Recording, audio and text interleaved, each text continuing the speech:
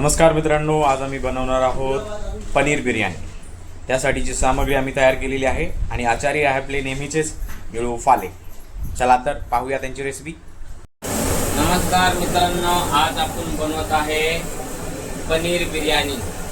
त्यासाठी आपण 2 किलो तांदूळ घेतलेला आहे। त्यासाठी आपण पाणी तापत ठेवलेले आता।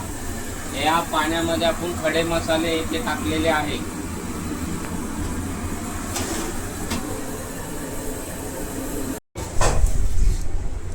बेंच कापताना कोथिंबीर बारीक चिरताना।